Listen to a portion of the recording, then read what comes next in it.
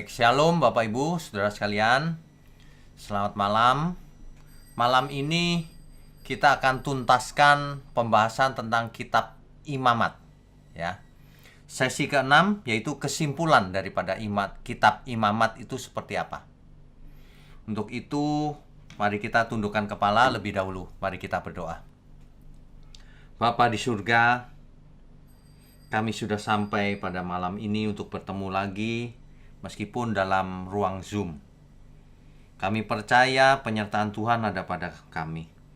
Juga Tuhan berkati semua kami, agar boleh belajar firman kebenaran-Mu, sehingga seluruh hidup kami semakin dibukakan wawasan kami, dan kami semakin mengerti dan menjadi anak-anak Allah yang Maha Tinggi.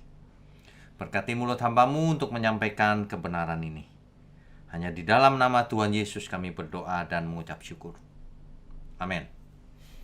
Malam ini adalah sesi ke-6 kitab Imamat, yaitu kesimpulannya apa. Saya ulang sedikit ya. Kitab Imamat sebenarnya namanya itu diambil dari Septuaginta. Septuaginta itu adalah kitab Perjanjian Lama yang diterjemahkan ke dalam bahasa Yunani. Pada zamannya Tuhan Yesus, Septuaginta itu ada. Jadi Tuhan Yesus dan para murid pasti melihat kitab itu, Septuaginta. Ya. Nah, dalam Septuaginta dipakai nama kitab ini, Imamat ini, Lewitikon. Lewitikon. Yang artinya sesuatu yang berkaitan dengan orang Lewi, suku Lewi. Dan kita tahu bahwa suku Lewi menjalankan fungsi keimaman. Imamat. Sehingga disebut imam atau kohen dalam bahasa Ibraninya. Kitab ini mencatat banyak ritual persembahan, aturan-aturan, aturan kesehatan juga ada, dan sebagainya. Nanti kita bahas ya secara singkat. Di dalam Tanak itu artinya Perjanjian Lama bahasa Ibrani. Selalu dipakai kata pertamanya biasanya, ya. Nah, Wayikra itu kata pertama dalam Perjanjian Lama. Tapi coba kita lanjutkan lebih dulu. Ya, ini yang penting nih, Bapak Ibu. Bapak Ibu perhatikan baik-baik di layar. Ya, di sini saya gambarkan. Sebentar, saya mau garis-garis ya. Jadi, dari kitab Kejadian sampai pada Mesir, dari dunia diciptakan sampai kepada Mesir, itu adalah bagiannya pembahasan kitab Kejadian. Ya, kita sudah bahas ini 50 sesi. Ya, luar biasa itu kitab itu. Nah, sesampainya di Mesir, lalu Yusuf mati. Nah, Yusuf mati, setelah itu barulah cerita baru, kisah baru. Nah, itu adalah kitab Keluaran. Dari matinya Yusuf, bangsa Israel mengalami perbudakan di Mesir, lalu sampai tahun 1446 sebelum Masehi keluar dari Mesir.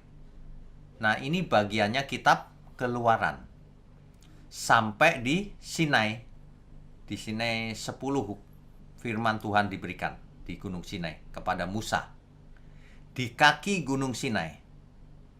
Jadi kitab Keluaran berakhir pada umat Tuhan berkemah di kaki Gunung Sinai dan diperintah untuk membuat tabernakel, yaitu kemah pertemuan, tabernakel, yang suatu hari setelah sampai di tanah perjanjian, tabernakel tidak dipakai lagi, tetapi digantikan dengan yang permanen, yaitu Bait Allah di Yerusalem. Ya, nah ini adalah sampai pada kaki Gunung Sinai ini kitab Keluaran. Kitab Imamat itu apa? Kitab Imamat itu sepanjang tulisannya itu terjadinya di kaki Gunung Sinai ini dengan tabernakelnya. Ya, jadi itu yang dibahas oleh kitab Imamat. Israel berkemah di kaki Gunung Sinai. lalu diberikan berbagai macam hukum, aturan. Ya, oke, jelas ya. Kita lanjutkan ya. Itu sebabnya Bapak Ibu saya anjurkan untuk yang belum mengikuti dari awal harus ikut dari Kitab Kejadian sesi 1. Urut aja, yang rajin nanti melihat gambar besar dari Alkitab Kejadian. Sementara itu ikuti ini terus nggak apa-apa, tapi sambil mengejar dari Kejadian 1. 1 hari 1 deh misalnya, 50 hari selesai ya, atau 1 hari 2, 25 hari selesai. Dan kalau mendengarkan buat catatan ya, sebab firman Tuhan kalau dimengerti dengan benar, hidup orang itu berbuah-buah. Ada yang 100 kali, ada yang 60 kali, ada yang 30 kali. Yang berubah adalah hidupnya, bukan dompetnya. Ya, hidupnya, artinya karakternya. Nah, ini dia.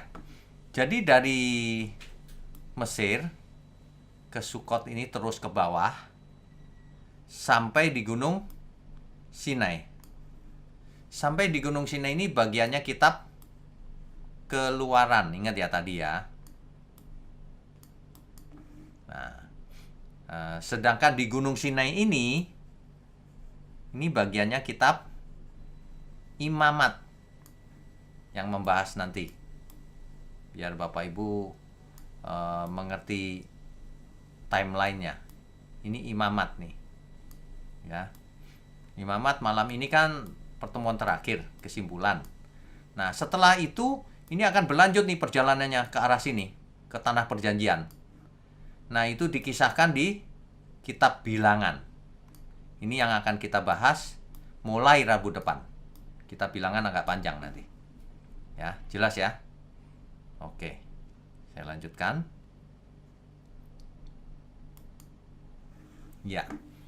Inti dari Kitab Imamat itu coba kita baca dahulu Imamat pasal 1 ayatnya yang pertama. Tuhan memanggil Musa dan berfirman kepadanya dari dalam kemah pertemuan. Perhatikan itu kata itu, dari dalam kemah pertemuan. Artinya apa? Musa ada di luar tabernakel. Jadi Tuhan berfirman dari dalam, Musa masih di luar. Kitab ini sedang membawa kita mau bertemu Tuhan. Itu ceritanya. Ya. Jadi Kitab Imamat mengajar bahwa Tuhan itu kudus.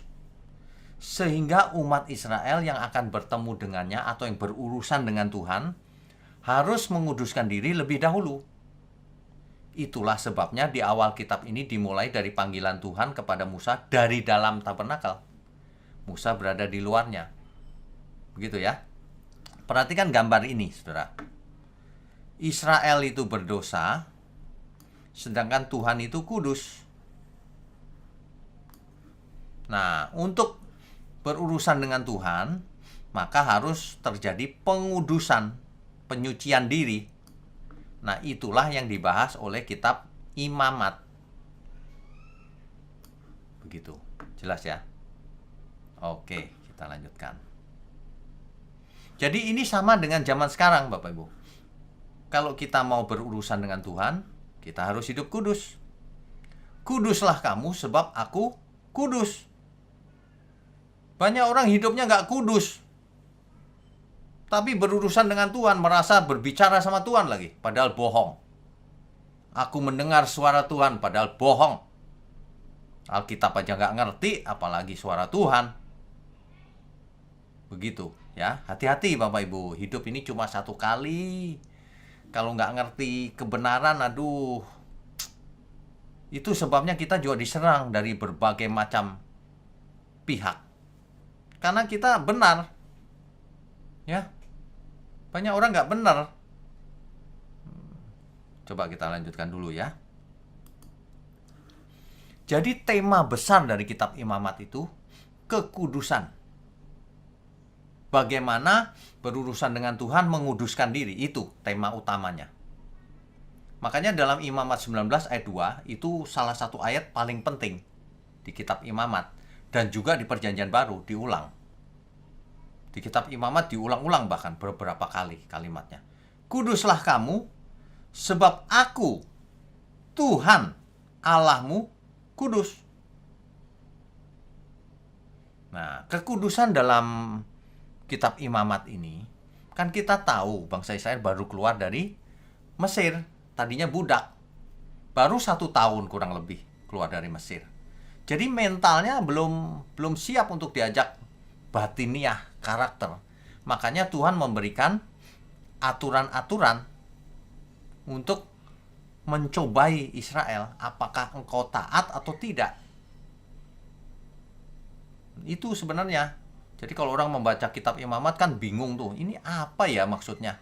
Itu sebenarnya aturan yang rumit itu untuk mendidik Israel agar taat. Nanti di kitab Bilangan kita akan mengerti tuh bahwa seluruh generasi Israel tidak sampai ke tanah perjanjian. Semuanya mati di padang gurun. Kecuali Yosua dan Kaleb. Nanti kita akan lihat di kitab Bilangan ya. Buandel sih. Ya. Nah, Imamat 7 pasalnya yang pertama, pasal 1 sampai pasal 7, itu tentang ritual 5 persembahan. Ya. 3 persembahan yang pertama itu adalah ucapan syukur kepada Tuhan, yaitu korban bakaran, korban sajian, korban keselamatan, gitu ya. Itu adalah ucapan syukur. Detailnya bisa dibaca. Tidak perlu saya uraikan detail di sini karena kita sudah tidak melakukannya, tidak perlu melakukannya lagi. Itu rumit loh, Saudara. Misalnya korban bakaran. Itu korbannya berupa lembu atau sapi, kambing atau domba, burung tekukur, anak burung merpati kalau miskin, dan itu darahnya disembelih itu. Ya, dipersembahkan sebagai korban bakaran, dan itu ucapan syukur. Dan lain-lain. Korban sajian itu tepung, minyak, kemenyan dibakar sama-sama, harum baunya. Waduh. Bapak Ibu bisa bayangkan nggak? Ritualnya kitab Imamat ini pakai kemenyan loh. Seperti dukun ya. Tidak. Memang itu perintah Tuhan. Ya. Nah, pakai roti bundar, roti tipis, tidak beragi, tidak boleh pakai madu. Bisa dipanggang, bisa dibakar, bisa dimasak. Ditambah garam sedikit. Dan juga hasil gandum.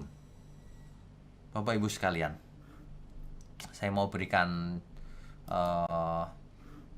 sebentar ya, ada info bahwa di dalam korban sajian ini dicatat dipakai garam. Nah, ada aja orang yang mengajarkan mengusir setan tuh pakai garam katanya. Waduh, ngarang-ngarang. Ini pakai garam ini maksudnya apa? Juga nggak ada maksud apa-apa, perintah Tuhan saja. Jadi jangan ngarang-ngarang. Itu ada garam, Pak. Iya, betul.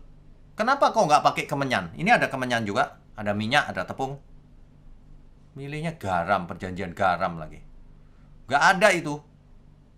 Yang penting sekarang itu adalah perjanjian. Inilah darahku. Perjanjian bagi kamu. Tuhan Yesus yang perjanjian yang terakhir. Banyak orang ya cirinya nggak benar itu ya. Ajaran yang tidak benar itu ya. Fokusnya perjanjian lama. Itu nggak benar. Ya, hati-hati Bapak Ibu. Kalau ngomongnya perjanjian lama terus tanpa dibawa ke perjanjian baru, itu udah pasti salah. Perjanjian lama penting, tapi harus dituntaskan sampai perjanjian baru. Itu sebabnya seluruh sesi kita ini, meskipun bahas perjanjian lama, di akhirnya saya bahas nantinya bagaimana di perjanjian baru. Begitu. Ya. Oke. Kita lanjutkan dulu ya. Saya share lagi. Ya. Nah, 2 persembahan berikutnya, kan ada 5 persembahan tuh dalam 7 pasal pertama Imamat. 2 persembahan berikutnya adalah untuk menebus kesalahan. Disebut korban penghapus dosa dan korban penebus salah. Dalam hal ini persembahannya berupa darah. Berfungsi sebagai substitusi. Mestinya kita yang mengeluarkan darah. Tapi digantikan darah binatang. Sebagai kompensasi sementara. Ya. Tujuannya adalah penyelamatan dari dosa.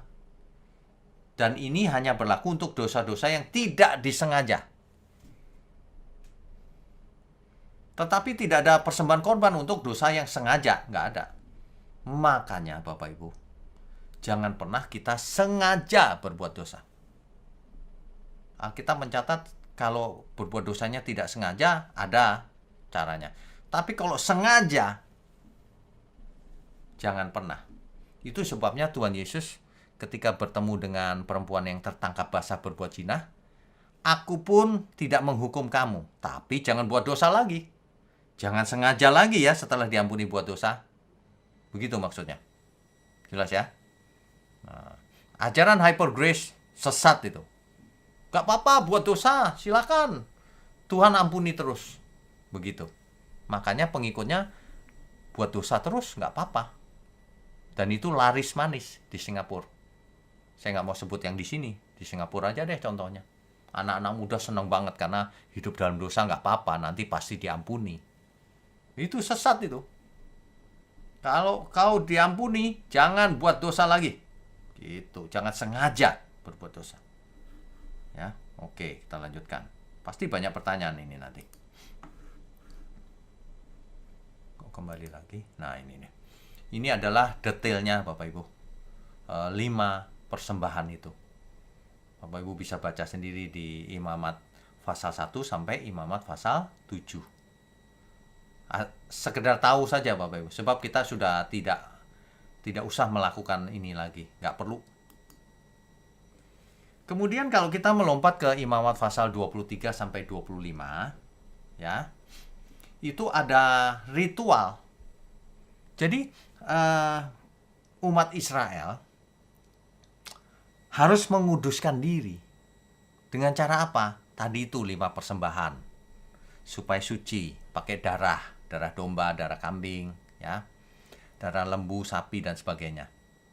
Nah, tapi di samping itu ada yang namanya ritual perayaan tahunan. Jadi ada hari raya tahunan, ya, ada 7 hari raya tahunan. Di bulan pertama, di tahun baru bulan pertama, kalender Yahudi tentunya ya, itu hari raya Paskah. 1 hari disambung langsung dengan hari raya roti tidak beragi. 7 hari lamanya. Untuk apa? Untuk memperingati keluarnya bangsa Israel dari Mesir. Ya. Nah, tapi sebelum Paskah dimulai, seekor domba harus dibunuh pada jam 3. Bapak Ibu ingat nggak Tuhan Yesus matinya jam berapa? Jam 3. Dan 3 hari kemudian harus dipersembahkan buah sulung kepada Tuhan. Ya. Kelak kita tahu bahwa Yesus dibunuh pukul 3. Dan bangkit menjadi yang sulung 3 hari kemudian. Jelas ya? Inilah anak domba Allah yang menghapus dosa dunia. Jadi kalau kita nggak mengerti kitab Imamat, bingung dengan kata-kata Yohanes. Inilah anak domba Allah yang menghapus dosa dunia. Itu cerita Imamat. Di kitab Imamat, anak domba itu, anak domba beneran yang dikorbankan. Tapi tiap tahun diulang-ulang terus. Tapi kalau Tuhan Yesus, anak domba Allah hanya sekali untuk selamanya. Persis kejadiannya. Kalau dulu dombanya disembelih jam 3, Tuhan Yesus matinya jam 3. Ya. Disalibnya jam 3 maksud saya, ya. Nah, 50 hari sesudah itu hari raya Pentakosta atau hari raya Minggu-Minggu namanya. Di bulan ke-7 ada hari raya Sangkakala, meniup itu loh, shofar, trompet yang dari tanduk domba jantan tua itu, ya. Yang paling penting dari semuanya adalah hari raya pendamaian. Ketika seekor kambing dijadikan kambing hitam untuk mengangkut dosa umat. Ada 2 kambingnya nanti. Nanti kita akan lihat. Itu lambang keselamatan, ya. Kemudian hari raya kemah sembahyang. Itu hari raya Sukot. Itu harus tinggal di tenda, melihat ke langit harus bisa. Untuk apa? Mengenang 40 hari di gurun pasir. Pengembaraan dulu. Ya, ini Kalau mau hidup kudus, lakukan semua perintah Tuhan ini. Gitu caranya kitab Imamat mengajarkan. Ada lagi hari kudus mingguan. Sabat ya. Tetapi itu bukan hari libur loh ya, tapi satu hari untuk Tuhan. Kemudian ada lagi yang namanya tahun Yobel. Itu tahun ke-50. Perhatikan, banyak orang menekankan persepuluhan. Tapi peraturan yang lain tidak diikuti. Yang diikuti nanti buah sulung. Tapi peraturan yang lain tidak diikuti. Coba bayangkan. Padahal ada aturan yang lain juga. Perintah Tuhan juga sama. Pada tahun Yobel, hutang piutang harus dihapus. Siapa saja yang hutang kepadamu, hapus hutangnya. Dan semua aset yang dibeli harus dikembalikan ke pemiliknya yang terdahulu. Itu sebabnya kalau mendekati tahun Yobel ya, sewa rumah menjadi murah banget karena mau dikembaliin ke yang punya. Budak-budak harus dibebaskan. Makanya umat menantikan tahun ini. Wah, enak nih hutang-hutang dihapus. Ya. Tahun ini disebut tahun rahmat Tuhan. Di tahun Yobel ini orang miskin menjadi kaya lagi. Lah semuanya dinolkan, hutang dinolkan, yang dijual balik lagi. Ini pemerataan sebenarnya. Luar biasa loh Alkitab tuh. Jadi kalau orang kaya hanya kaya selama itu, setelah tahun ke-50 balik lagi, semua sama lagi. Ya. Oke, kita lanjutkan. Ini tahun Yobel.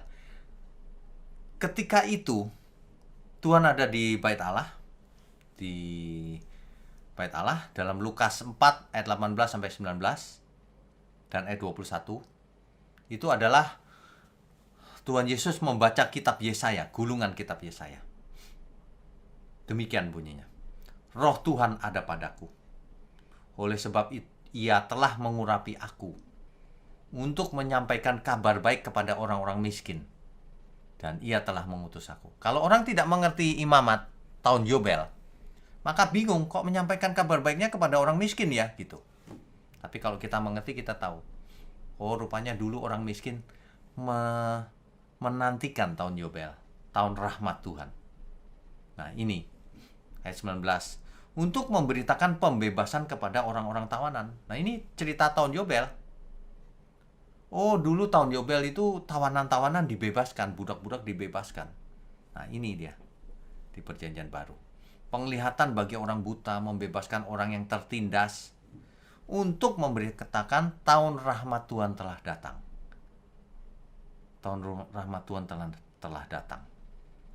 Lalu Ia mulai mengajar mereka, katanya, pada hari ini, genaplah nas ini, sewaktu kamu mendengarnya. Dengan demikian, Tuhan sebenarnya mengaku, akulah Dia. Akulah Dia yang dimaksud oleh Yesaya. Itu sebabnya orang-orang tidak suka sama Tuhan Yesus. Kok mengaku-ngaku Mesias gitu. Ya. Kita lanjutkan ya.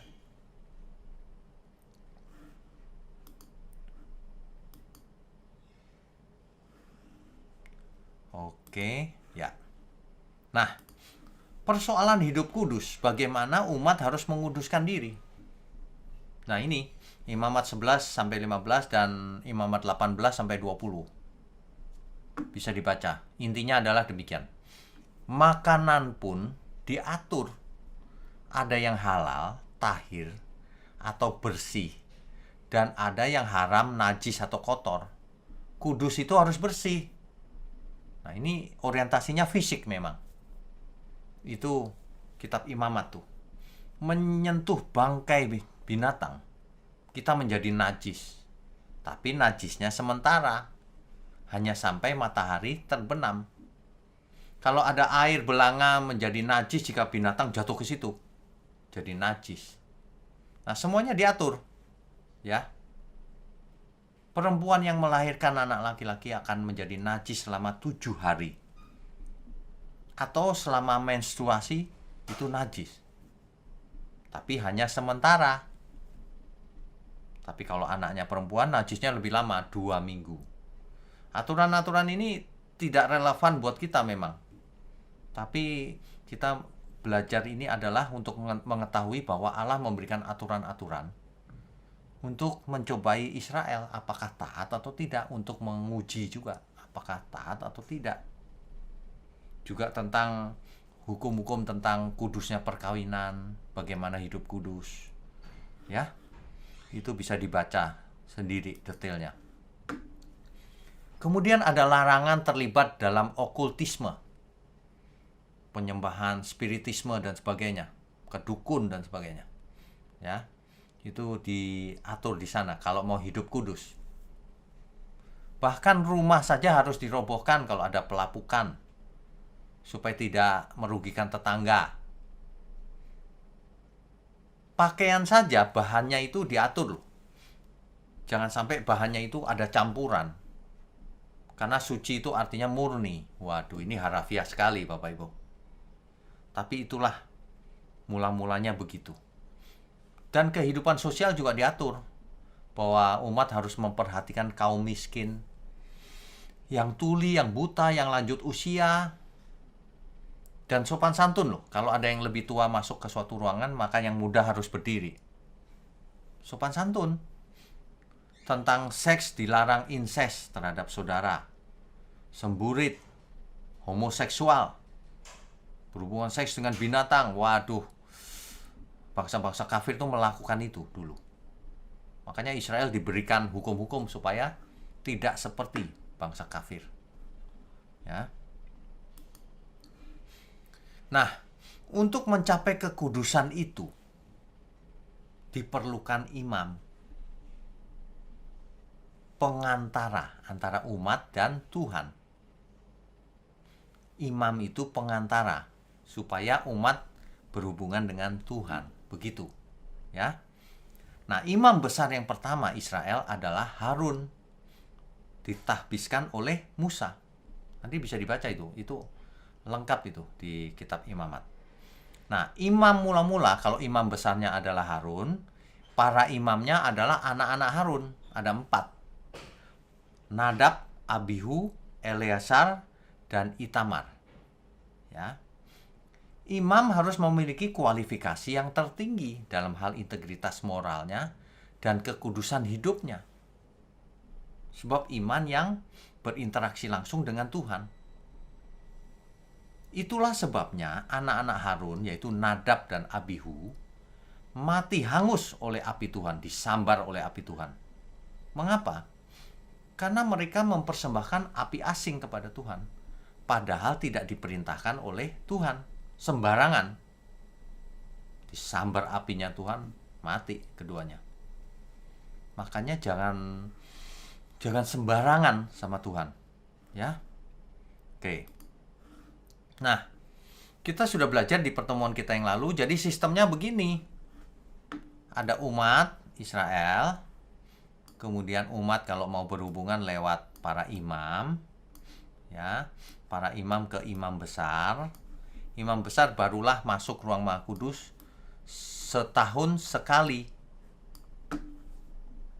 yaitu untuk mempersembahkan darah domba, ya, dipercikkan di tutup pendamaian, yaitu ditutupnya tabut perjanjian di ruang Maha Kudus. Ya, ini sistem pengudusan di Perjanjian Lama. Jadi melibatkan berbagai persembahan dan korban binatang. Oke, kita lanjutkan dulu. Ya, kita sudah tahu ada 7 hari raya yang penting. Ya, yang paling penting adalah the Day of Atonement. Nanti bisa dibaca di Imamat 16 sampai 17, pasal 16 sampai pasal 17. Yaitu hari pendamaian. Nah, di hari itu imam besar akan memakai 2 kambing. Yang satu kambingnya ini disembelih, darahnya untuk dibawa masuk dipercikkan. Ditutup pendamaian tadi, ya. Nah, yang satu lagi agak lucu sih. Imam besar ini menumpangkan tangan pada kambing ini dan mengadakan pengakuan dosa. Maksudnya apa? Maksudnya supaya dosa-dosa yang disebutkan tadi pindah ke kambing itu.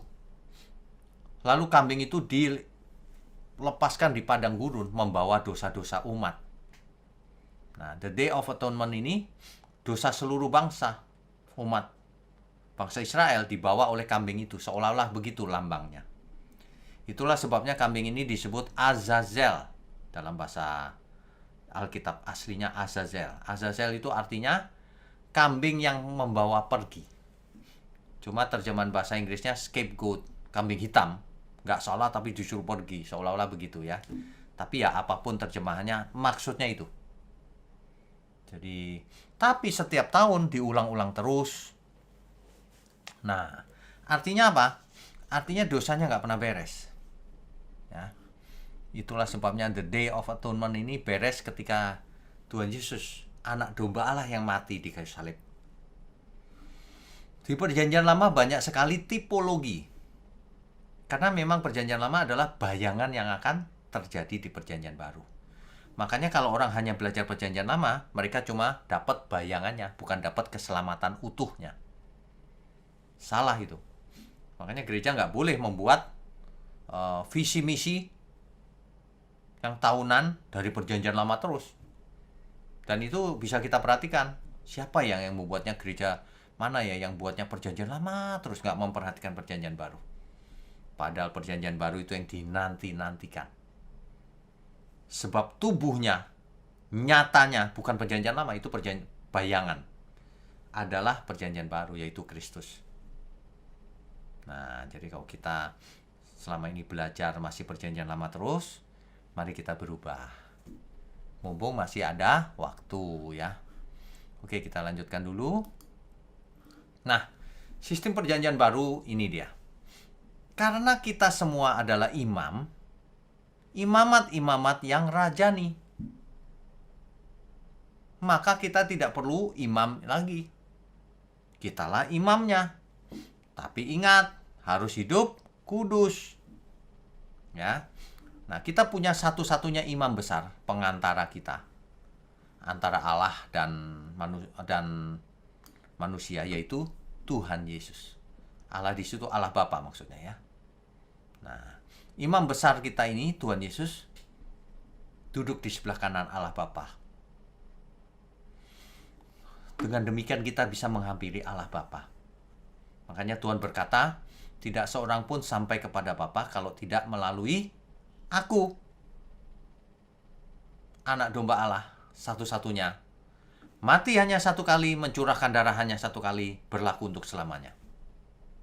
Nah, jadi sudah tuntas.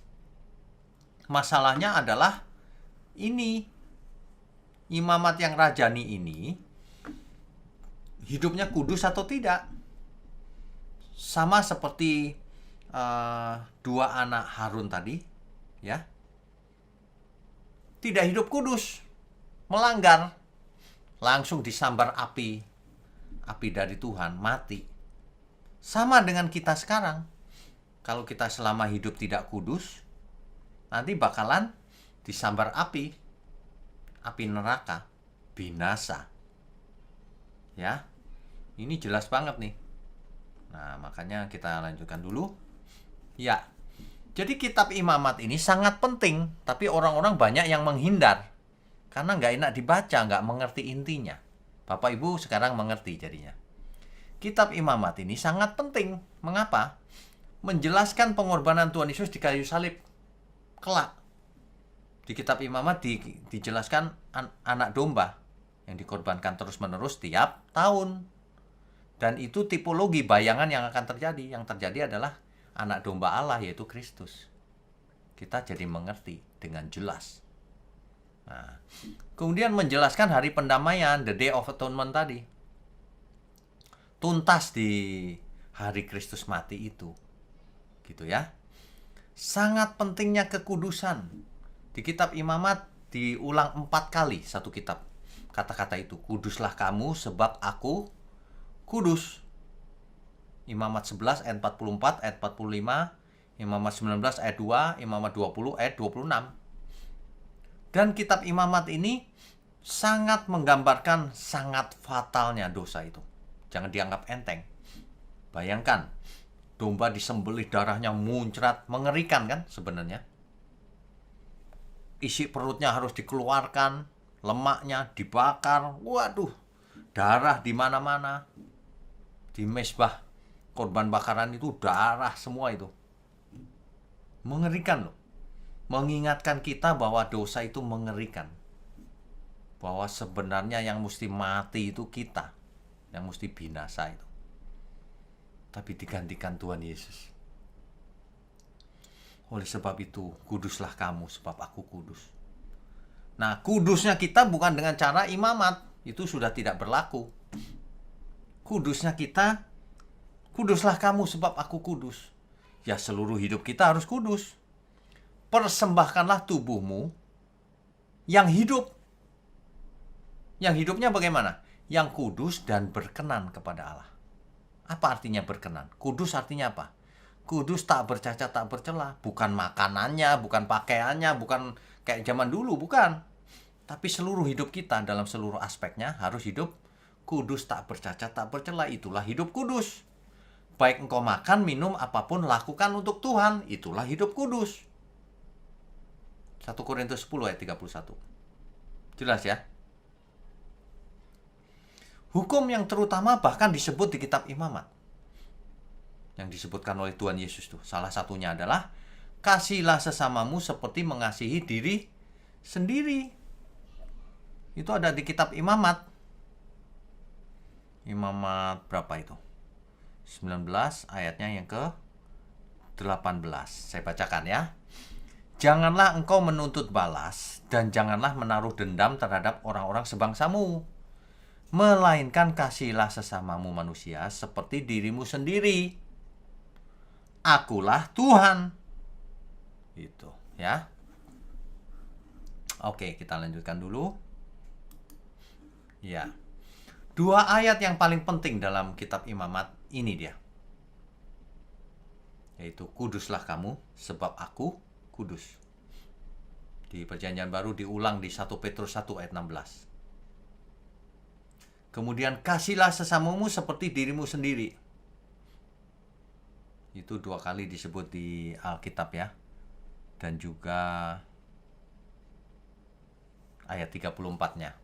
Nah, itu diulang di Perjanjian Baru banyak. Di Matius, Markus, Lukas, Roma, Galatia, Yakobus. Itu banyak sekali diulang. Sebab ini hukum yang terutama. Selain yang satu lagi, kasihlah Tuhan Allahmu dengan segenap hatimu dan semuanya yang ada padamu. Nah, kita sudah sampai di sini. Jadi, lanjutan dari kitab Imamat itu adalah kitab Bilangan. Jadi tadi kita sudah sampai di Gunung Sinai ya. Inilah cerita kitab Imamat selama bangsa Israel berkemah di kaki Gunung Sinai.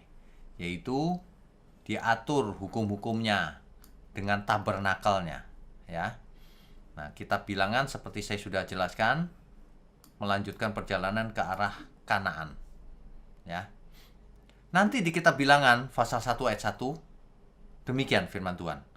Tuhan berfirman kepada Musa di padang gurun Sinai dalam kemah pertemuan. Kalau tadi kitab Imamat dari dalam kemah pertemuan, kalau ini bicara dengan Musanya di dalam. Artinya Musa sudah ada di dalam. Artinya kitab Imamat itu proses pengudusan yang penting gitu. Ya, jelas ya. Nah, hal ini melambangkan bahwa setelah ditebus dan dikuduskan barulah Musa dalam hal ini mewakili Israel boleh masuk ke tabernakel. Begitu. Ya. Lanjutannya nanti adalah kitab Bilangan. Jadi sebenarnya ini menarik Saudara, asal kita bisa mengerti intinya. Ya. Rabu depan kita akan bahas sesi 1 kitab Bilangan. Dan ini akan banyak sesinya. Ya. Oke, ini Rabu depan kitab Bilangan. Jadi Bapak Ibu sekalian, kalau kita belajar itu urut dan lengkap, kita akan melihat betapa luar biasanya firman Tuhan itu. Kitab Kejadian mencatat sejak permulaan langit dan bumi diadakan. Kitab Keluaran itu, Kejadian itu sampai Adam dan Hawa jatuh dalam dosa, beranak cucu, terus sampai zamannya Nuh, terus sampai Menara Babel, ya, terus sampai Abraham, kemudian Ishak, Yakub punya anak 12 keturunan, sehingga 12 itu nantinya menjadi bangsa Israel. Dan lalu kelaparan di tanah Kanaan, dibawa ke Mesir, karena di Mesir banyak makanan. Tapi ketika itu Yusuf di Mesir sudah jadi penguasa nomor 2 di Mesir. Nah, bangsa Israel enak hidup di Mesir ketika zamannya Yusuf. Nah, sampai disitulah kitab Keluaran. Tapi ketika Yusuf mati, Fir'aun yang baru tidak mengenal bangsa Israel dan gak mengenal Yusuf. Mulailah bangsa Israel ditindas menjadi perbudakan di Mesir. Nah, keluarnya bangsa Israel dari Mesir, itulah kitab Keluaran. Sampai kepada di kaki gunung Sinai. Sampai membuat tabernakel. Sampai di situ kitab Keluaran. Nah, kitab Imamat selama ada di kaki gunung Sinai dengan tabernakelnya. Nah, inilah banyak korban, banyak hari raya, ya, semua diatur, makannya diatur, hidupnya diatur, harus memperhatikan orang miskin dan sebagainya, moralnya diatur, kehidupan seksnya diatur, jangan seperti bangsa kafir, dan sebagainya, dan sebagainya. Tujuannya cuma satu, untuk proses pengudusan umat, karena berhubungan dengan Tuhan. Ya, dan itu banyak tipologinya yang menggambarkan tentang perjanjian baru, yaitu anak domba Allah, yaitu Kristus. Kita bilangan akan banyak topik yang menarik. Pastikan Bapak Ibu mengikuti terus, ya. Yang belum ikut kitab Kejadian atau Keluaran, silahkan mengulang sambil mengikuti ini terus. Nanti akan amazed, ya, terheran-heran. Saya saja terheran-heran. Hebat sekali ya firman Tuhan itu, ya. Memberikan semuanya itu teratur. Sehingga kita tahu memang ini firman Tuhan yang turun dari surga. Ditulis oleh manusia, tapi inspirasinya dari Roh Kudus. Demikian Bapak Ibu. Saya berharap ini memberkati kita semua. Jadi tidak alergi kitab Imamat, tapi tahu intinya apa. Ya. Baik, kita lanjutkan dengan tanya jawab. Co-host silakan. Oke, terima kasih Pak Wiknyo atas pemberitaan firman yang sangat memberkati. Bapak Ibu, selanjutnya kita akan lanjutkan dengan sesi tanya jawab. Bagi Bapak Ibu yang ingin bertanya, silakan menyalakan kamera dan mengaktifkan icon raise hand-nya. Ya, selamat malam Pak Wiknyo. Selamat malam. Ya, saya baru mengikuti sekitar 2 minggu ini pertemuannya ini. Oh, saya sarankan ikut juga yang kitab Kejadian dari sesi 1 ya. Ya, siap. Tenang aja, nggak usah buru-buru, ikutin selagi ada waktu gitu. Nanti pasti Ya, dapat berkat banyak. Amin. Ada yang mau saya tanyakan mengenai the day of atonement. Ya. Itu kan ada 2 kambing. Yang satu disembelih, yang satu Azazel itu dibiarkan mengembara di padang gurun. Ya. Jadi dosanya seperti dibiarkan seperti itu ya. Dosanya dititipkan ke kambing, dibawa ke padang gurun, kira-kira gitu. Iya, saya ada seperti pengertian, mohon dikoreksi apakah benar atau tidak. Itu kan kalau di perjanjian baru, orang percaya itu imamat rajani, kemudian Tuhan Yesus Kristus sebagai imam besar. Betul. Nah, saya mengambil pengertiannya seperti ini, apakah orang percaya itu juga diibaratkan seperti 2 kambing tersebut ya, yang satu disembelih, artinya kita sebagai orang percaya yang mati dalam Kristus dan hidup bersama dengan Allah gitu maksudnya. Terus yang satu lagi dosanya, misalnya kita tidak mati dalam kedagingan kita, ya kita berarti seperti mengembara di padang gurun. Apakah begitu pengertiannya atau bagaimana Pak? Oke, baik. Enggak begitu. Pengertiannya enggak begitu. Jadi kalau dahulu imam itu mempersembahkan darah binatang, ya. Kemudian ada kambing hitam itu yang dilepas ke padang gurun, suruh bawa pergi dosa-dosa umat, kan gitu. Tapi di Perjanjian Baru, sang imam besar mempersembahkan dirinya sendiri. Dia tidak perlu kambing domba. Dia mempersembahkan dirinya sendiri, darahnya sendiri. Sekali untuk selamanya. Selesai. Nggak ada yang namanya itu Azazel, itu nggak perlu. Jadi umat Tuhan dalam hal ini ditebus oleh sang imam besar sendiri dengan darahnya sendiri. Gitu. Ya. Tetapi karena kita ditebus, maka kitab Roma berkata, engkau orang berhutang supaya tidak hidup menurut daging, tapi hidup menurut roh. Itulah anak-anak Allah yang hidupnya dipimpin oleh roh Allah. Gitu. Nah, untuk itu kita harus hidup kudus, tak bercacat, tak bercela dalam segala hal. Gitu. Terima kasih, Pak. Oke, Tuhan berkati. Berikutnya. Selanjutnya ada Bapak atau ada Ibu Rumondang Taulan. Silakan, Bu. Ya, silakan Ibu. Shalom Pak Wigno. Shalom Ibu. Terima kasih kesempatan ini. Pak Wigno, kalau imam itu kan laki-laki. Dari dulu yang kita lihat juga yang khotbah itu kan tidak ada yang perempuan. Tapi sekarang itu perempuan banyak yang berkhotbah.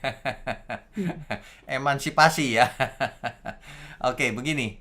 Kalau jabatan imam itu memang selalu laki-laki, betul, ya. Kecuali nabi. Kalau nabi ada yang perempuan juga, nabiyah, ya. Nah, tetapi dalam Perjanjian Baru sudah tidak mengikuti aturan-aturan baku yang di Perjanjian Lama, Bu. Enggak.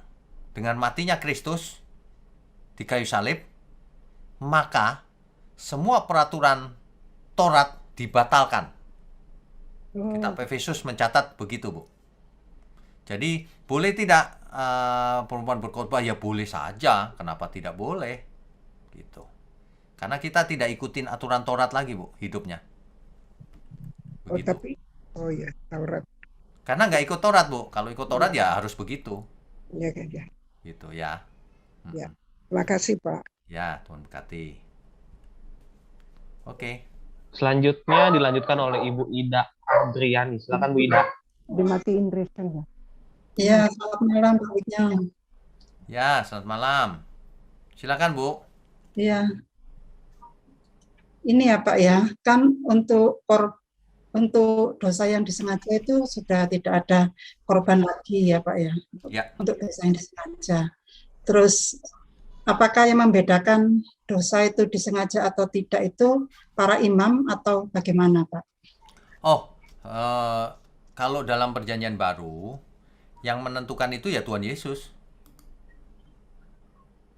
Untuk saat di kitab imamat itu imam yang menentukan ya Pak ya? Itu imam, betul. Imam yang mengukur, ya. Melalui apa Pak? Maksudnya melalui perbuatan sehari-hari atau? Melalui, kalau ada yang melaporkan ya diperiksa sama imam. Harus ada saksi juga kan. Dia dulu nemu barang tapi nggak ngaku. Nah itu salah, itu dinyatakan salah itu. Harus ada buktinya tapi. Gitu Bu. Jadi yang membedakan disengaja atau tidak disengaja itu para imam ya Pak ya? Tergantung jenis ininya, jenis perbuatannya dan motivasinya, dan imam lah yang akan menentukan. Kalau untuk Perjanjian Baru itu pribadi kita sendiri ya Pak ya yang tahu. Apakah itu? Untuk Perjanjian Baru itu disederhanakan Bu. Yang tidak mengasihi Tuhan, dia terkutuk. Kalau mengasihi Tuhan pasti melakukan seluruh firman-Nya, gitu. Formulanya begitu, sederhana sekali. Tapi justru itu susahnya lebih susah dari perjanjian lama. Jadi kita nggak boleh salah, apalagi sengaja.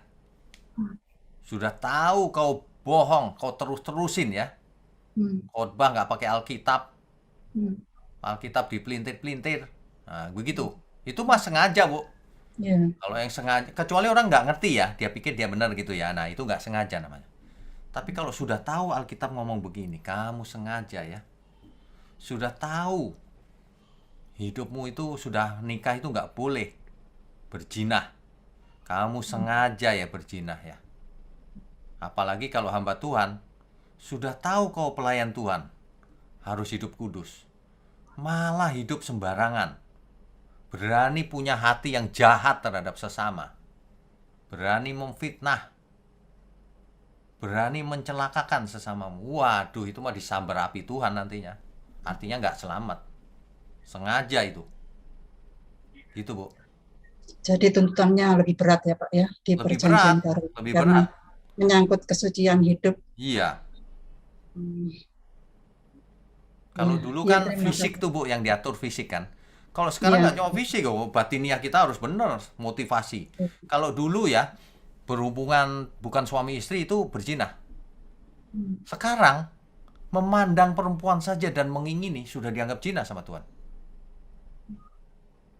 Tuhan tahu pikiran kita. Jadi kalau orang pikirannya jorok, nah itu udah berzina. Gitu. Ya pentingnya kita melatih itu ya Pak ya. Iya, Dengan makanya kita kita tekun. tekun setiap hari. dan harus punya hati yang bersih, pikiran yang bersih. Jadi nggak kemana-mana pikiran kita. Makanya jangan nonton atau mendengar sesuatu yang tidak pantas ditonton, tidak harus didengar. Nanti tersesat hidupnya. Iya. Ya. Iya. Oh iya. Ya, terima kasih Pak Wigna untuk Tuhan penjelasannya. berkati. Oke, selanjutnya dilanjutkan oleh Ibu Junita. Silakan, Bu. Bu Junita, silakan. Ya, selamat malam Pak Wignyo. Selamat malam. Ya, Pak Wignyo, korban-korban kayak lembu terkukur itu kan dibawa ke kemah pertemuan ya Pak Wignyo. Ya, tabernakel. Di tabernakel. Terus dipotong di sana juga ya. Ya. Saya cuma membayangkannya umat segitu banyak, terus bawa korban, terus penyembelihannya di situ itu bagaimana ya Pak ya? Wah, nggak karu-karuan Bu darahnya. Kayaknya itu loh Pak. Makanya mengerikan. Mengerikan sekali Dan ya Pak ya. Dan itu sengaja supaya umat ngeri dengan dosa. Gitu. Tujuannya sebenarnya itu. Tuhan mau buat supaya umat itu ngeri. Kamu tuh mestinya mati. Darahmu tercurah gitu. Memang begitu, Bu.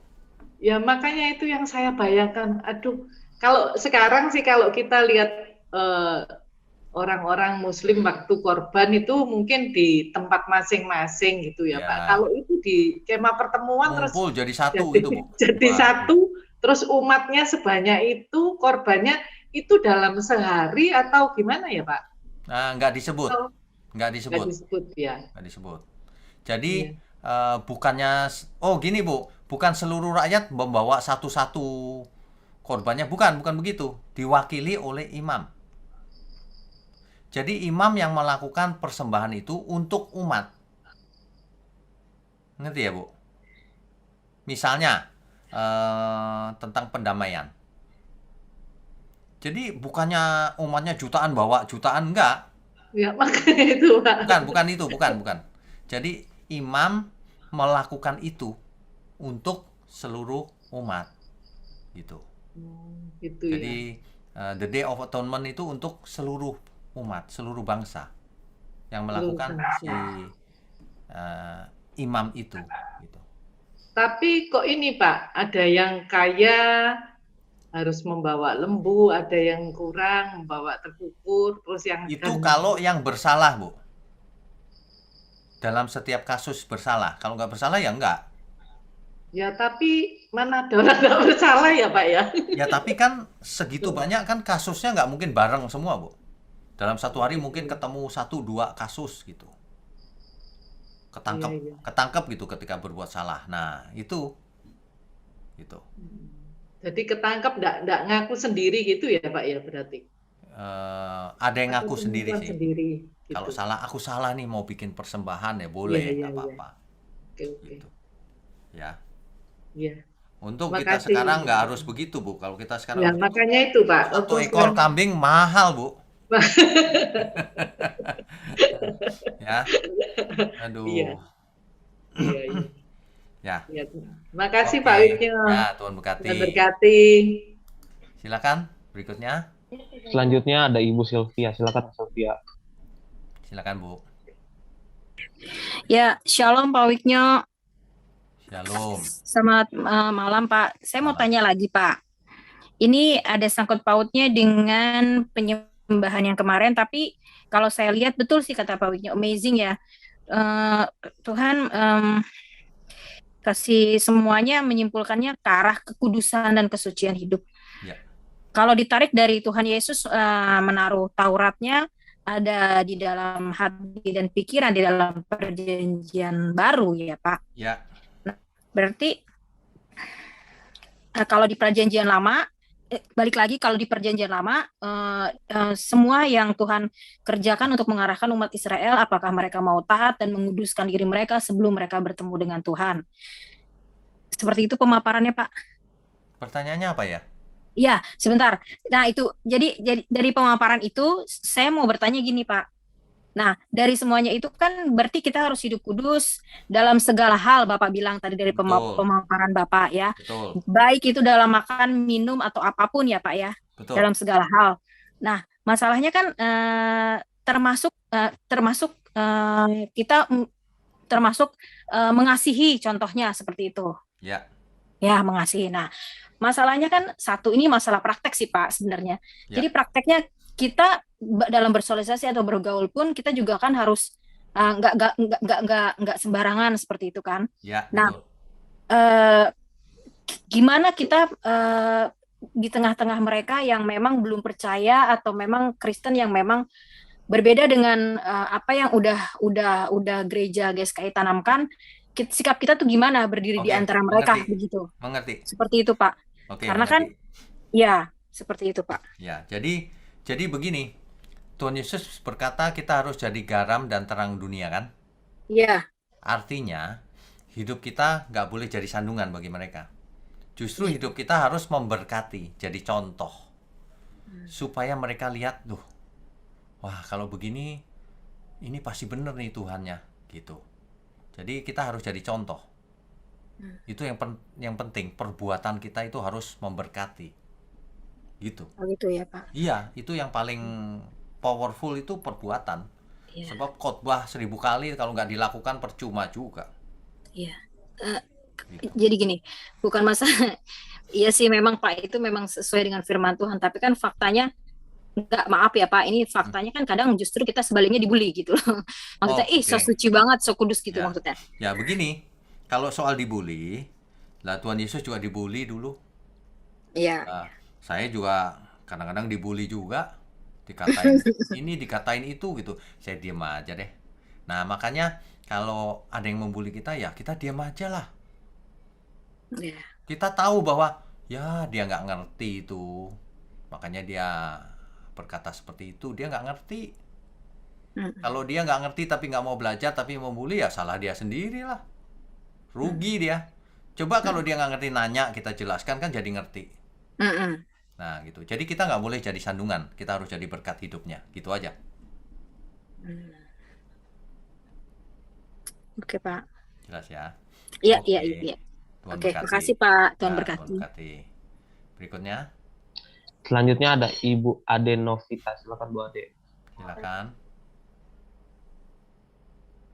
Selamat malam Pak Wisnu. Saya mau menanyakan mengenai kita itu orang yang berhutang tapi bukan kepada daging, supaya hidup menurut daging, yang Roma 8 ayat 12. Ya. Pertanyaannya apa, Bu? Pertanyaannya gini Pak, ada di ayat 1 Korintus 6 ayat 20 mengatakan sebab kamu telah dibeli, harganya telah lunas dibayar, karena itu muliakan Allah.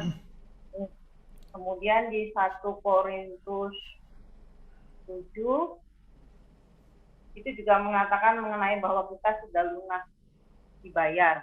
Nah, itu seringkali dibenturkan gitu Pak, mengenai sudah lunas dan masih berhutangnya ini Pak.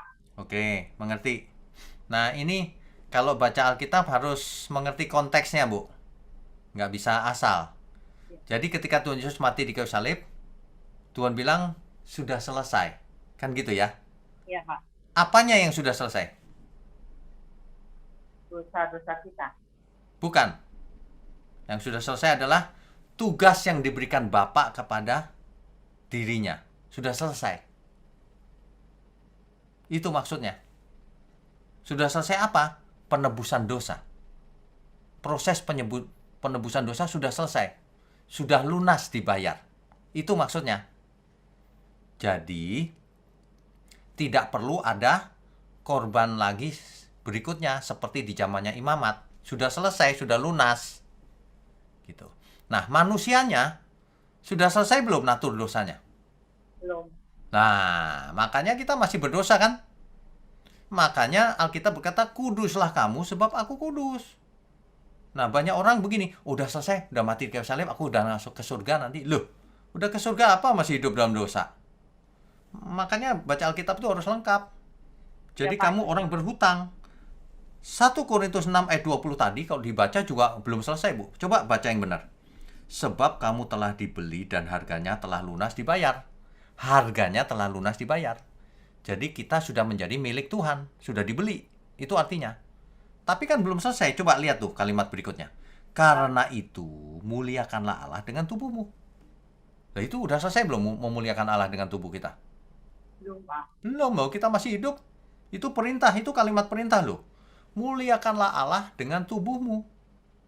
Dengan hidupmu yang bagaimana? Yang kudus dan berkenan kepada Allah. Itulah ibadahmu yang sejati. Kitab Roma itu. Kan begitu ya? Ngerti, Pak. Di kitab Roma 12 ayat 1. Karena itu, saudara-saudara, demi kemurahan Allah, aku menasihatkan kamu, supaya kamu mempersembahkan tubuhmu sebagai persembahan yang hidup. Beda dengan kitab imamat, persembahannya harus mati. Ini persembahan yang hidup, tapi hidupnya yang bagaimana? Yang kudus dan yang berkenan kepada Allah. Itulah ibadahmu yang sejati. Gitu, Bu. Baik, Pak. Terima kasih, Pak Wisnu. Oke, Tuhan berkati. Berikutnya. Selanjutnya ada Ibu Ningsi. Silakan Bu Ningsi. Ya, silakan, Bu. Malam Pak Wisnu. Malam. Mau tanya nih Pak mengenai ritual persembahan. Ada di suatu gereja, Ya. ada kata persembahan janji iman itu Pak. Apa itu persembahan janji iman? Oke, mengerti. Jadi, sebenarnya janji iman tidak ada di Alkitab. Tapi maksudnya adalah mungkin gereja lagi butuh dana untuk pembangunan misalnya ya. Bangun sekolah yang baru misalnya. Nah, istilahnya janji iman. Jadi, saya akan berikan setiap bulan sekian deh supaya nanti terwujud itu misinya itu gitu. Berarti Wajar boleh sih. ya Pak? Berarti boleh ya ada Boleh saja, kenapa janji tidak? iman. Oke. Justru semua umat harus mendukung pekerjaan Tuhan. Ya, Itu ya, yang ya, benar. ya. Betul. Boleh, asal Ya. dipergunakan dengan benar. Jangan ngomongnya untuk bangun rumah ibadah tapi ternyata disewain untuk komersil. Nah, itu kan bohong berarti, gitu loh. Ya. Terus yang kedua Pak, pertanyaan mengenai ritual perayaan tahunan, mengenai tahun Yobel itu Pak. Gimana Ya. itu aplikasi di perjanjian baru Pak? Tahun Yobel. Di perjanjian baru sudah tidak berlaku, Bu. Oke. Nggak berlaku. Berarti nggak ada Seluruh hidup nggak ada. kita milik Tuhan. Begitu aja. Oke. Ya. Oke. Makasih Pak. Ya, Tuhan berkati. Selanjutnya ada Ibu Ina. Silakan Bu Ina. Selamat malam Pak Wiknyo. Selamat malam. Saya baru join Zoom ini di mulai kitab Imamat Pak. Oh, Nah, nggak apa-apa. kamu kenal. Tapi saya sarankan yang kitab Kejadian juga di sambil jalan gitu Saya ya. justru udah ikut dari Kejadian, Oh, Keluaran gitu. oh Jadi pas bagus, imamat saya kejar gitu supaya bagus. bisa zoom bareng Oh, gitu. mantap. Iya. Oke, Ini Pak, saya tadi Bapak sempat singgung yang tentang bangsa Israel keluar dari tanah Mesir kan itu waktu Yusuf itu kenapa Firaun itu sampai nggak kenal Yusuf gitu segitu lama. Apa zaman dulu itu nggak ada kayak kita museum apa-apa gitu. Jadi ada orang-orang berjasa yang jadi diketahui turun-temurun gitu loh kan. Yusuf mestinya kan orang yang sangat berjasa saat itu di bangsa Mesir gitu. Apalagi oke, baik. kan Ngerti. kenapa Jadi yang sampai dimaksud, Firaun itu nggak kenal gitu? Apa dia ya, terlalu keras hati, terlalu jahat atau bagaimana Pak? Fir'aun di zamannya Yusuf itu Fir'aun yang baik loh. Ya, kita sudah tahu Iya, kan itu. Nah, baik. Fir'aun penggantinya kemudian itu Fir'aun yang jahat. Dia memang nggak kenal Yusuf, mungkin dia tahu Yusuf, tapi nggak kenal gitu. Jadi nggak baik dia. Gitu aja sih. Kalau tahu ya tahu lah, nggak mungkin nggak tahu. Penguasa nomor 2 masa dia nggak tahu? Dia pasti Iya. tahu. Oh, dulu Yusuf. Tapi Yusuf berarti sudah mati. Ya udah, lebih lagi dia nggak peduli oh, udah. jadi dia sengaja kayak tindas bangsa Israel dong, kayak Iya, iri gitu ya. dia khawatir kita sudah bahas tuh di sesi yang lalu. Dia khawatir perkembangan bangsa Israel tuh kok lebih banyak jumlahnya dibanding bangsa Mesir sendiri gitu. Nah, Fir'aun ini berpikir, wah bahaya ini. Lalu ditindas gitu. Oh, iya iya iya. Iya iya. Ya. Iya Pak, gitu Oke. aja. Terima kasih Ya, Pak. Tuhan Tuhan berkati. berkati. Semangat ya, belajar Ya, terus. makasih Pak. Amin. Oke. Tuhan berkati. Yuk, berikutnya. Berikutnya ada Bapak Daniel. Silakan Pak. Ya, Pak Daniel Selamat silakan. malam Pak Wijo. Selamat malam. Pak, saya mau tanya masalah kematian anak Harun, Nadab Ya. dan Abihu. Ya, Itu kan dia kena api asing ya, sampai mayatnya disuruh Musa suruh bawa keluar dari tempat kudus itu. ya. Nah, maksudnya api asing itu gimana Pak? Ini sebenarnya bisa apa namanya? Bisa diketahui itu kalau kita baca begini. Api yang asing, ya kan? Ini nih. Di Imamat 10. Imamat 10. Ya. Ya. Ya. Kemudian anak-anak Harun, Nadab dan Abihu masing-masing mengambil perbaraannya, membubuhkan api ke dalamnya serta menaruh ukupan di atas api itu. Dengan demikian mereka mempersembahkan ke hadapan Tuhan api yang asing, ya, yang tidak diperintahkannya kepada mereka. Nah, itu penjelasannya. Yang tidak diperintahkannya kepada mereka. Jadi mereka melakukan sesuatu yang berbeda dengan aturan. Itu aja. Apa bukan tugas dia atau mereka atau Bukan, gimana Pak? caranya nggak sesuai yang Tuhan mau. Oh. Jadi dia suka-suka aja itu, membubuhkan api ke dalamnya, menaruh ukupan di atas api, suka-suka sendiri. Nah, jadi itu tidak menghormati Tuhan, dikasih aturan tapi nggak ikut. Jadi dia mati. Gitu Pak. Jadi kitab Imamat ini sedemikian apa ya, kakunya, supaya umat benar-benar serius, taat. Sebab ini umat baru keluar dari Mesir dan masih mentalnya budak gitu. Apakah karena itu di tempat kudus itu Pak? Itu kan di tenda kudus Pak. Ini di ayat yang keempat, pasal keempat itu kan Musa memerintahkan untuk membawa keluar dari tempat yang kudus. Oh, tempat kudus belum tentu ruang maha kudus Pak. Tempat kudus itu Gitu. bisa saja di dalam itu, di dalam kemah, tapi bukan ruang maha kudus, yang satunya itu. Sebelum masuk ruang maha kudus. Ya. Ya, oke Pak. Oke. Iya. Oke. Atau mungkin juga harusnya itu di luar ruang kudus, bisa juga sih. Bisa juga salah satu, Pak. Pokoknya dia melanggar tuh. Karena ini di tempat kudus, Pak. Jadi di Ya. pasal 4 itu ada di tempat kudus. Ya, Dia benar. bisa masuk dan menyalakan api itu, api asing. Nah, itu yang saya Ya. tanyakan itu, Pak. Ya, ya.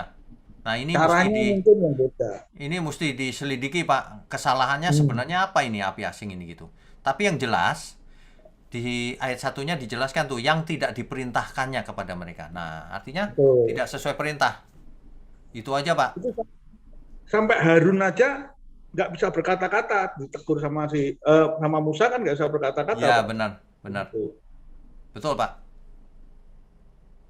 Oh, berarti caranya dia yang salah ya, sementara Caranya yang gitu ya, salah, Pak, ya. iya. Oke, Ya. oke, Pak. Terus yang kedua, Pak, Ya. tadi kan Pak Wainyo nyinggung masalah janji iman Ya.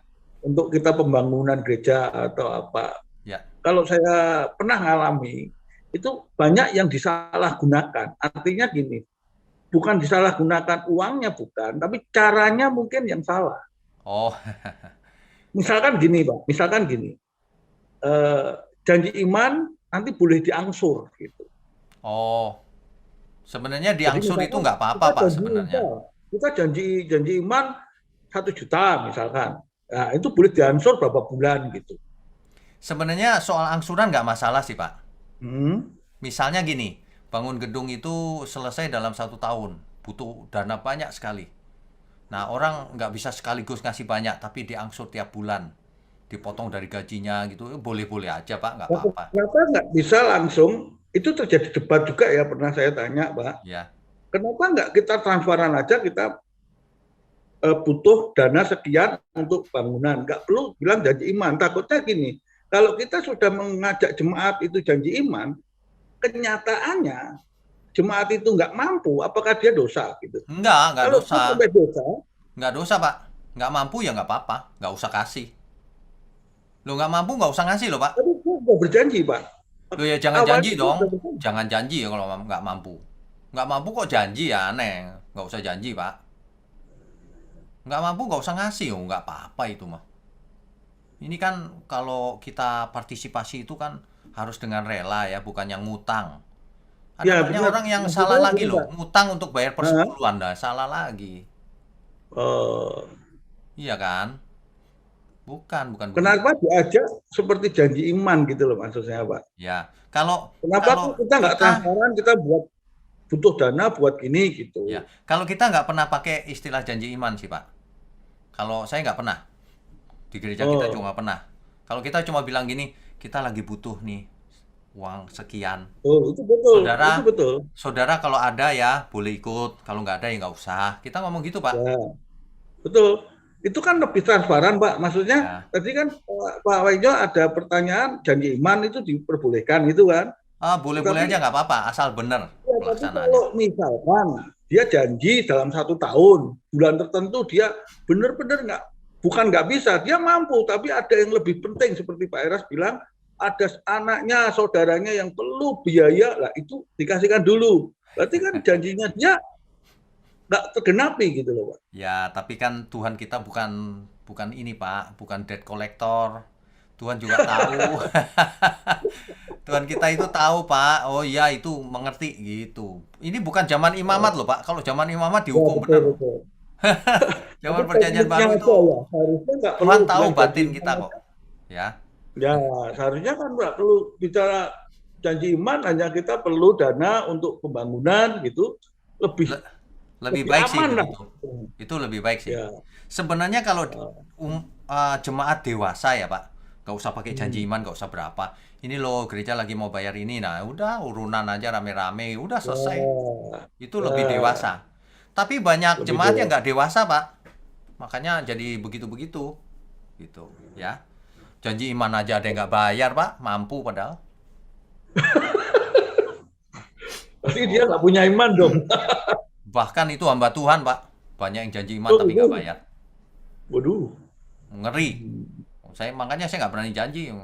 Kalau iya iya, kalau enggak gitu aja. Kan Alkitab bilang begitu. Tapi di GSKI PIK nggak melakukan itu ya, Pak ya? Nggak pernah, Pak. Oh, ya. Saya nggak pernah bilang Mungkin janji transparan, iman, ya? nggak pernah. Saya paling cerita gini, kita mau beli ini nih. Udah gitu aja.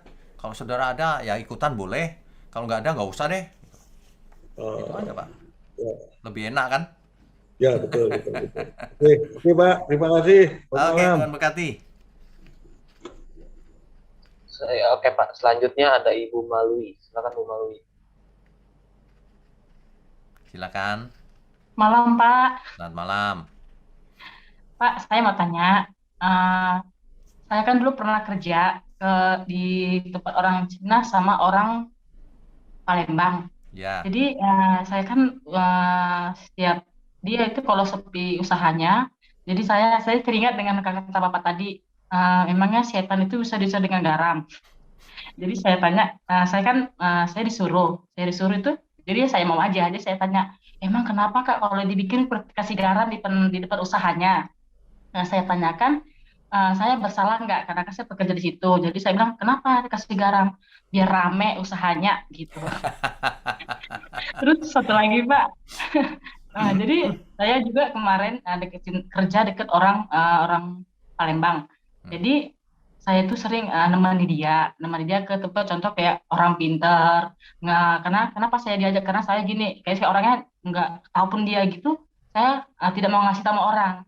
Yang saya tanyakan, saya salah nggak? Oke, mengerti. Jadi gini, Ibu. Ibu kan di situ karyawan ya.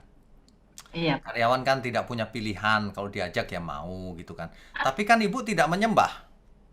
Oh. Tapi kan Ibu tidak percaya dengan semua itu. Iya, Bahkan begitu Ibu Pak. bisa, Saya bahkan Ibu bisa bicara gini, tolong kasih garam di situ. Ibu bilang aja ini nggak perlu garam, Tuan atau Om atau Pak. Saya doain aja ya. Gitu aja, tawarin aja, saya doain aja ya. Nah, kalau diajak ke tempat yang dukun atau apa kan nggak ikutan, ya udah temenin aja, tapi nggak usah ikut nyembah atau doa atau apapun, nggak usah. Bilang aja, aku punya Tuhan. Kalau mau ku doain, gitu. Gitu aja, lebih enak. Ya, Ya kan? satu lagi, Ya. itu tadi soal janji iman ya Pak ya. Saya Ya. contoh saya sudah janji iman di situ sekian ya, contoh ya Pak, 5 atau 500 gitu. Ya. Cuman yang saya bayar itu 200, itu dosa apa enggak ya Pak? Ya, kenapa nggak bayar itu sesuai janjinya? Yang saya tanya itu ya, contoh ya ada lagi kebutuhan lain dan selainnya gitu. Salah satunya karena Bapak bilang kan semampu kita, cuman kan karena Bapak bilang tadi tuh Tuhan juga tahu dengan keadaan kita. Ya. Yang saya Tuhan itu berdosa apa enggak ya? Tuhan itu melihat hati kita, Bu. Kalau Ya. kita lagi kesulitan gitu, ya udah nggak apa-apa. Emangnya Tuhan butuh uang apa enggak? Tuhan mau lihat hati kita. Kalau hati kita tulus gitu ya, Tuhan mengerti kok, nggak masalah. Begitu. Tapi kalau orang punya uang, Iya, Pak. tapi dia curang, nah kalau itu wah bahaya itu. Ya. Itu loh, Bu. Ya. Jadi kita pandang Tuhan itu kan kita panggil dia Bapa. Bapakku yang di surga, Bapak kami yang di surga. Udah jangan berpikiran Bapak kita itu aneh-aneh gitu. Enggak. Dia lihat hati kita. Udah tenang saja, sejahtera saja ya. Oke ya. Ya, Tuhan berkati. Oke, Pak. Ya. Saya satu lagi. Oh, Kemarin boleh, kan boleh. saya gini, teman saya kan lagi sakit. Sakit Ya. itu jadi kami itu ada cerita, dia bilang gini, rumah saya itu kayak ada didatangin sama singa katanya gitu kan. Jadi saya gini bilang, Pak, ya udah Bu, buat doa aja. Tapi kalau bisa kasih garam di rumahnya. Itu salah nggak ya Pak? Nggak usah, Bu. Nggak usah pakai Tapi saya bilang, garam-garaman. tapi bawa dalam doa. Saya bilang Ya, gitu. lain kali Ibu doain aja, cukup. Ya. Oke. Garamnya buat masak saja Jadi, ya. saya gini tadi kan, Bapak. Saya gini tadi kan, aduh Tuhan, saya gini merasa karena Bapak bilang kan emangnya garam itu mengusir setan. Jadi aduh Tuhan, pas banget saya mau bertanya sama Bapak gitu. Nggak apa-apa.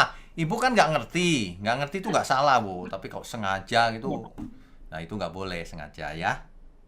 Oke. Sejahtera saja ya. Oke, aduh makasih ya Pak, saya sudah. Oke, Tuhan berkati. Oke. Mari kita tundukkan kepala. Bapa di surga, terima kasih untuk firman-Mu.